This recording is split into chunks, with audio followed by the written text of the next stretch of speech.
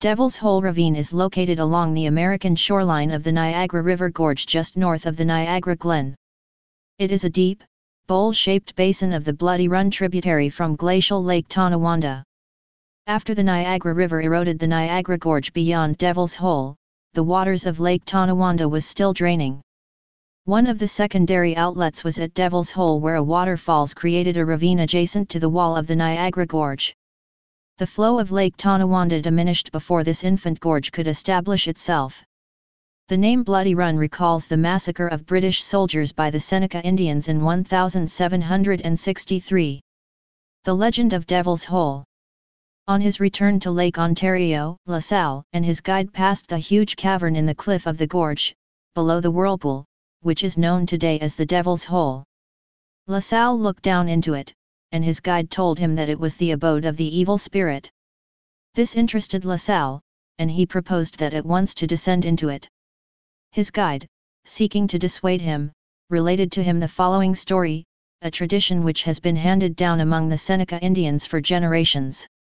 Ages and ages of prosperity and happiness to the red men had passed from the time of his first creation.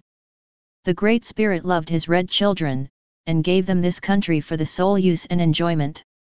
So it would have continued forever, if the great falls of Ongiaora, whose thunder, we now hear so plainly, had continued near the spot where your canoe landed. Lewiston. But the red men became bad, and vexed the Great Spirit with their war parties. The rocks began to fall off amid thunders and storms, and scarcely a moon passed that was not marked by some change. Moons and moons passed, and the falls were above this Devil's Hole, which then became open to the rapids, and the evil spirit could get out. Noise of thunder, shrieks, and groans were often heard from his darkened den, which greatly excited the curiosity of the young man. One of them, a fine young brave, insisted upon examining the secrets of this dark prison house. Armed for battle, he descended with much difficulty, and we never saw him more. Then came the word that the pale faces, in the vast canoes which could each carry an army, had come out of the great sea, and landed under the midday sun. The evil was distant, and we thought little of it. Time passed on, and another of our young men descended into the cavern. He returned in a few hours, a raving maniac, and his hair, which had been black and glossy as a raven, had become white as snow. Then came the word that a pale-face, Jean Cabot, had landed on the shore of the great sea, convinced that the spirit of evil lived in this deep, dark hole, and that the fate of the red man depended upon his not being disturbed. Such, declared the guide, is the tradition of our race.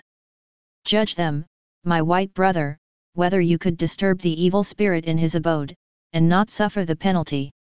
La Salle replied that he respected the Indian tradition. La Salle had 11 men with him when he left Montreal. Presumably, all of them followed him back from the west end of Lake Ontario to the mouth of Niagara River, and take their places behind La Salle, himself for the second time, and the 9th arrival of a white man on Niagara County's soil. A day or two later, La Salle could no longer resist the longing to examine the abode of the evil spirit. So, according to legend, he returned to it, alone, and without the knowledge of anyone, descended into it. Voices he heard, and distinct, and was led by them to the mouth of a small cave partly filled with ice.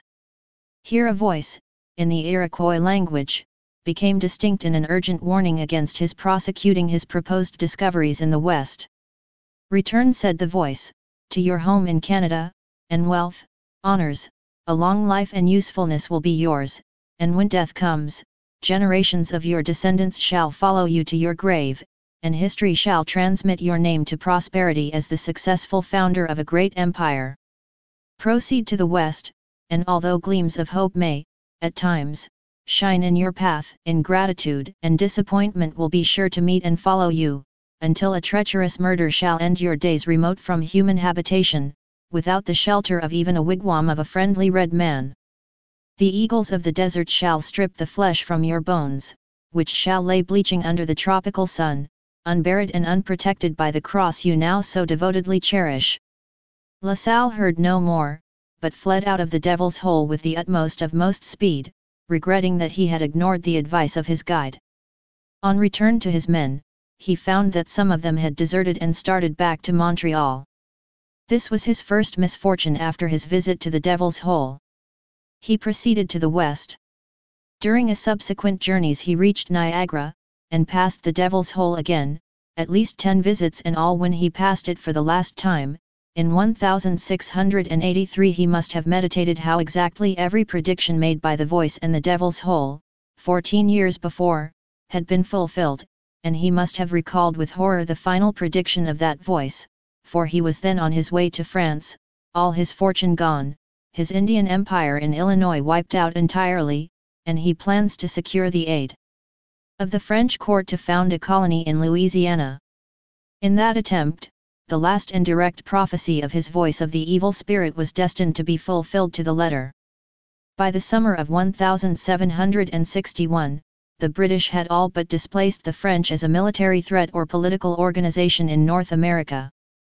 The British and the French were still at war with each other.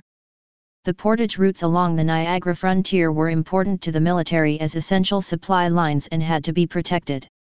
The job of ensuring the safe and free passage along this portage was assigned to John Stedman. Stedman had been named Master of the Portage by British General, Sir William Johnson.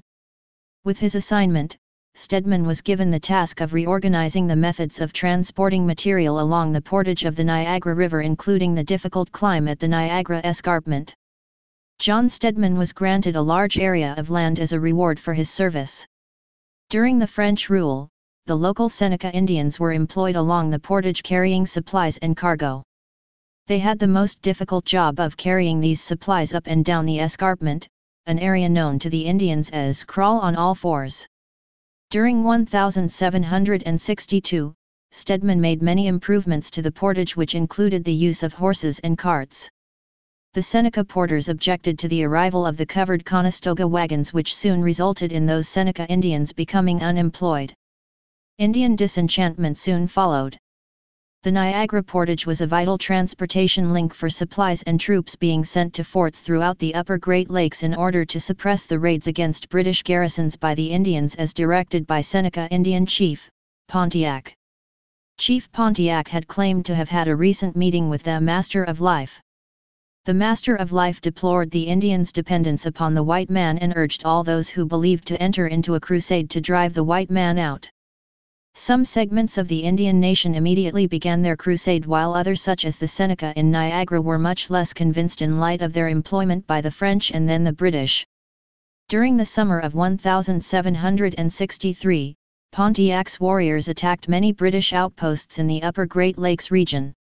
The importance of the Niagara portage as a troop and supply line became all the more essential for the success of the British in repelling the Indian uprisings. Throughout the summer and fall months of 1763, the Seneca Indians often harassed the supply convoys along the Niagara portage. On September 14, 1763, John Stedman was leading one such supply convoy, which was traveling southward along the overhanging ledge along the Niagara Gorge that the Seneca Indians called Devil's Hole. This rock dome formed what was actually the roof of a cave below. Devil's Hole was located approximately 4 miles downriver from the falls and is marked by a steep incline along the portage route. As Stedman reached the center of the Devil's Hole crossing, he heard the yells of Seneca Indians from his left. At that same moment, a volley of flaming arrows attacked the wagon train. 500 Seneca Indians quickly overwhelmed the supply train, killing all in their way. Stedman sped away from the supply wagons and rode to safety and to get help from the troops at Fort Schlosser near the falls. Stedman had barely escaped with his life. Stedman was one of 3 persons to survive. A young boy survived this brutal attack when he was thrown from an overturning supply wagon. The boy was able to hide amongst a clump of bushes to avoid being killed by the Indians. A third member of the wagon train was also able to narrowly escape the attack.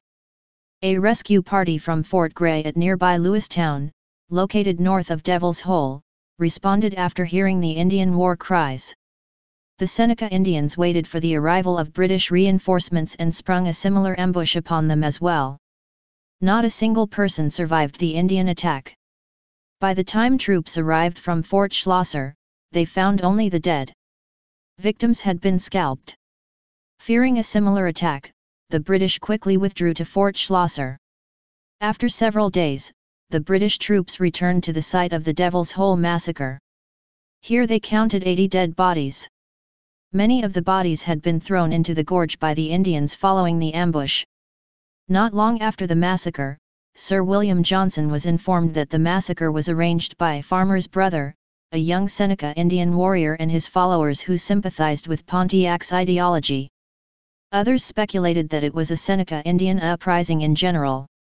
The Seneca Indians realized their mistake in ambushing the British at Devil's Hole. Instead of chasing the British from Niagara, the British entrenched and reinforced their presence. In August of 1764, in order to make amends with the British, the Seneca Indians ceded to the British a 4-mile-wide strip of land along the east side of the Niagara River from Lake Ontario to Lake Erie. In addition, the Seneca Indians also ceded all the islands upstream of the falls to Sir William Johnson. The Cave of the Evil Spirit was named by the early Indians who foretold subsequent disaster to anyone who dared enter the cave. La Salle in 1679, in spite of this warning, entered it, and to this trip the Indians attributed his subsequent misfortunes and murder all within the following 2 years. Don't go to the Devil's Hole. Stay paranoid, my friends.